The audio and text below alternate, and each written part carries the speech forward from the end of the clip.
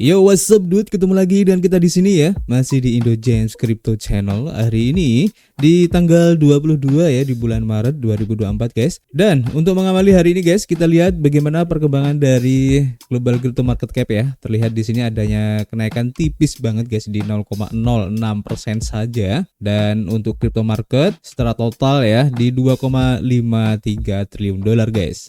Dan untuk Fear and Greed Index juga tampaknya ya mengalami penurunan di 79 untuk poinnya dan masuk di area greed ya, yang mengindikasikan bahwa ada penurunan antusiasme dari para investor untuk masuk ke Bitcoin guys. Karena melihat dari perkembangan harga Bitcoin belakangan ini memang lagi ada penurunan guys ya. Dan tentu saja semua ini adalah efek kontribusi dari Bitcoin dan juga teman-teman ngopinya di sini guys. Kalau kita lihat dalam waktu 24 jam ke belakang untuk Bitcoin mengalami penurunan ya di 1,3% dan masih mempertahankan harganya di 66,3 ribu dolar yang mengindikasikan ya bahwa Bitcoin masih sideways guys. Kemudian untuk Ethereum juga bisa dibilang masih belum ada pergerakan yang signifikan ya. Hari ini tidak ada perubahan yang cukup menggoyang harga ya. Padahal ada sesuatu news yang berkaitan dengan Ethereum hari ini guys. Perubahannya di 0,03% aja. Begitu juga untuk BNB ya. Justru hari ini mengalami kenaikan yang cukup lumayan guys di 5,7% guys. Keren banget. Dan untuk Solana justru malah sebaliknya ya. Turun di 5,6% guys. Untuk SRP naik di 3,8%. Untuk Cardano juga naik ya meskipun tipis. Dan Dogecoin juga naik guys. Untuk Toncoin ini masih melanjutkan kenaikannya ya, karena belakangan ini untuk ekosistem di Toncoin memang lagi naik kenceng guys ya. Ini keren banget. Dan kalau kita lihat di sini untuk internet ICP ya atau internet komputer ini keren banget.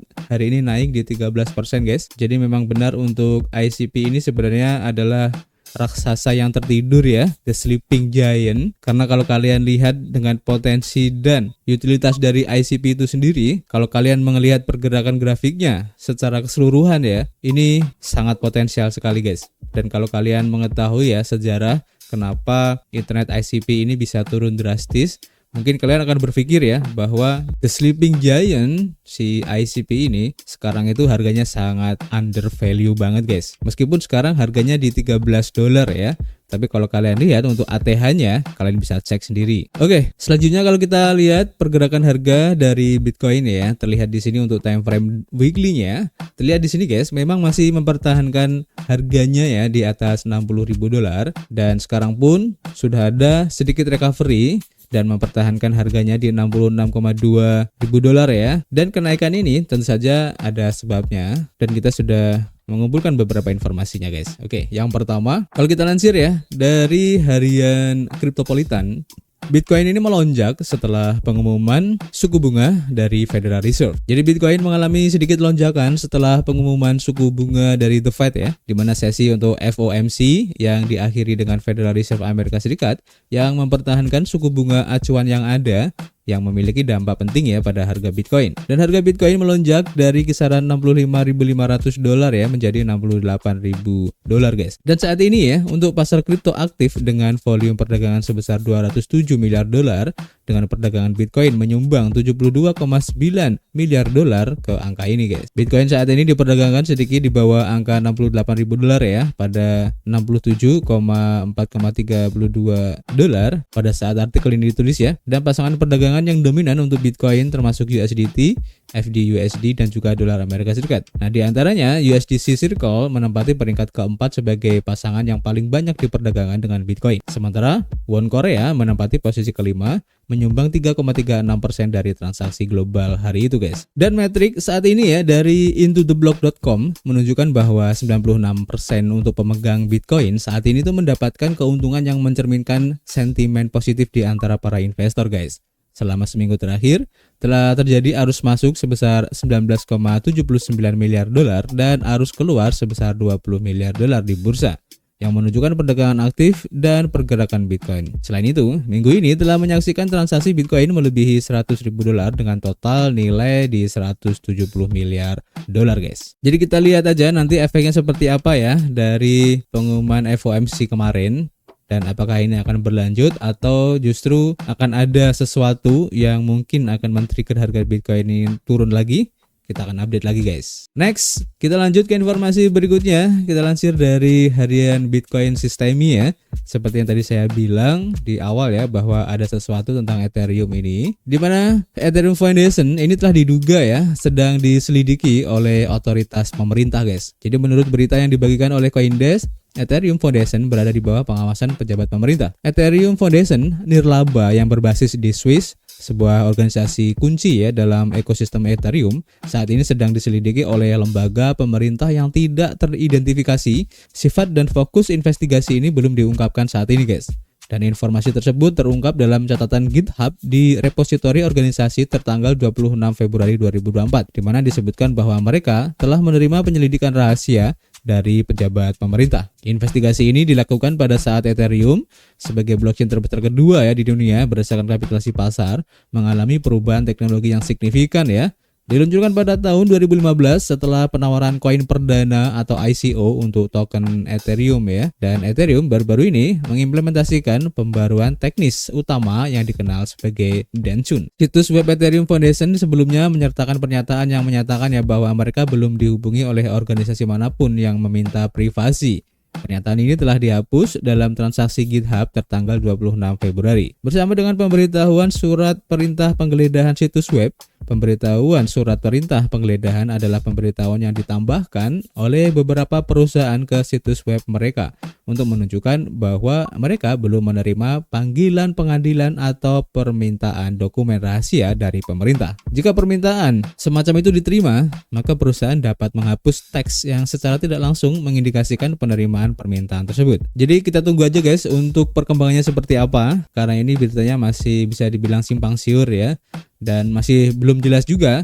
apa yang diinvestigasi oleh pemerintah dari Ethereum ini guys. Nanti kita akan update lagi. Selanjutnya kita lansir dari Cryptopolitan juga ya. Diinformasikan di sini guys, BlackRock ini menerima meme coin dan NFT di tengah-tengah deposit sebesar 100 juta dolar guys. Nah ini menarik ya. Data menunjukkan ya bahwa setoran substansial sebesar 100 juta dolar dalam USD coin atau USDC dilakukan di Ethereum pada 15 Maret kemarin.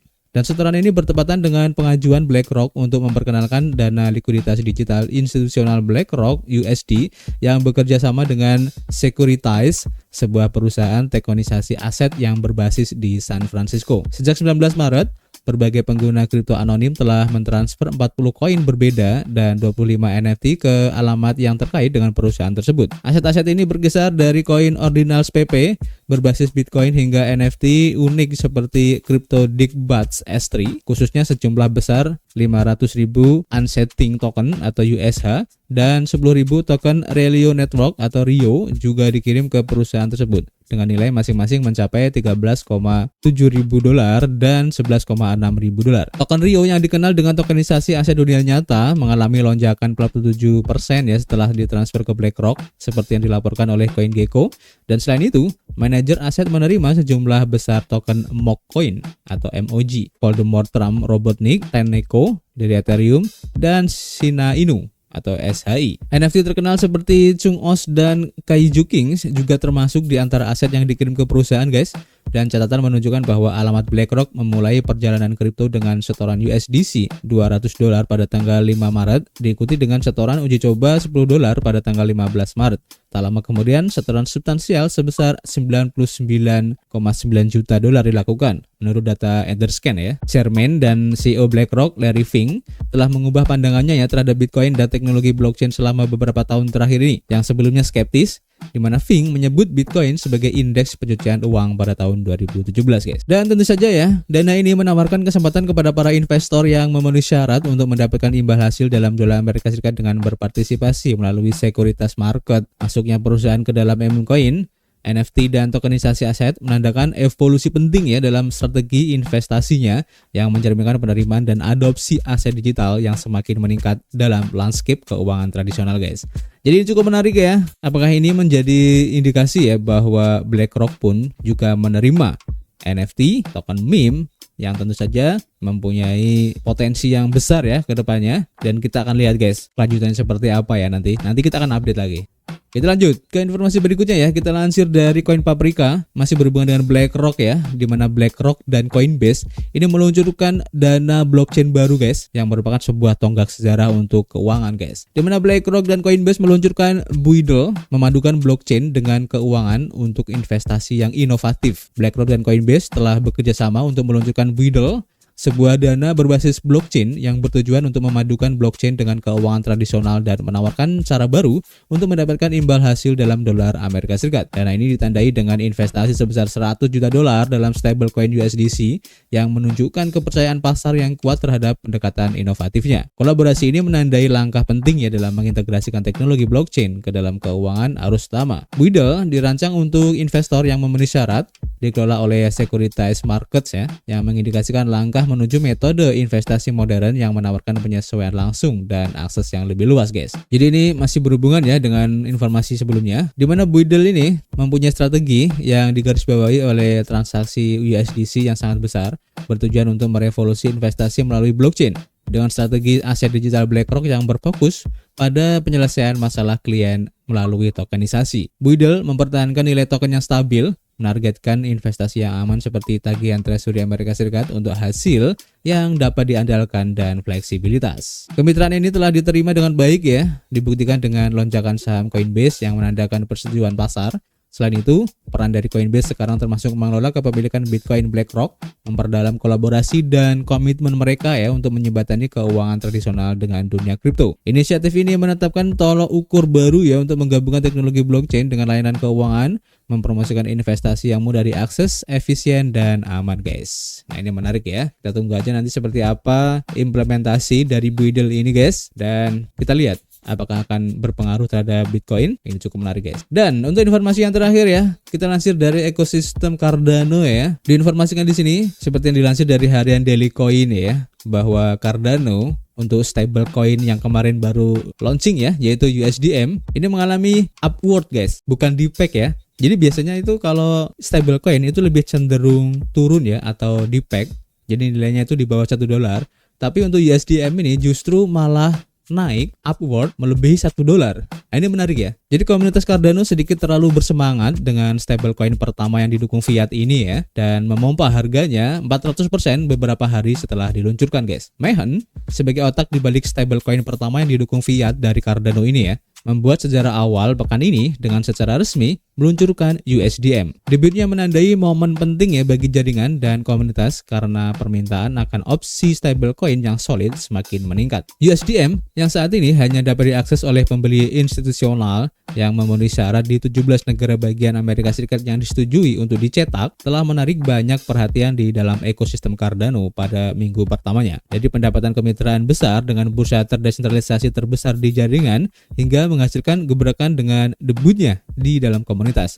Dan dampaknya sejauh ini sudah terlihat jelas ya. Hype seputar USDM yang dipicu oleh ketiadaan opsi semacam itu sebelumnya di Cardano telah mengakibatkan stablecoin meroket hingga 40% menjadi $5 guys. Sebuah pemandangan yang jarang terjadi pada aset semacam itu. Lonjakan harga yang tiba-tiba mendorong Mayhen sebagai penerbit dari USDM ya, untuk memperingatkan pengguna agar tidak membeli stablecoin Cardano dengan harga yang melambung tinggi. Meskipun banyak anggota komunitas yang sangat senang dengan prospek keuntungan 400% dengan cepat pada saat mereka yang baru dicetak, beberapa orang menyatakan keprihatinannya tentang kurangnya kesiapan Mayhen dan potensi dampaknya terhadap kepercayaan pada kemampuan peggingnya. Penerbit stablecoin mengklarifikasi bahwa token tersebut masih digulirkan ke mainnet Cardano dan meyakinkan bahwa masalah seperti itu tidak akan berlanjut dengan meningkatkan likuiditas di masa depan. Dan pada saat artikel ini ditulis ya, USDM telah turun menjadi $1,6 setelah mencapai puncaknya di $5 kemarin, dan sayangnya banyak pengguna yang mencoba memanfaatkan hype yang hanya berlangsung sebentar dengan membeli dengan harga melebihi $3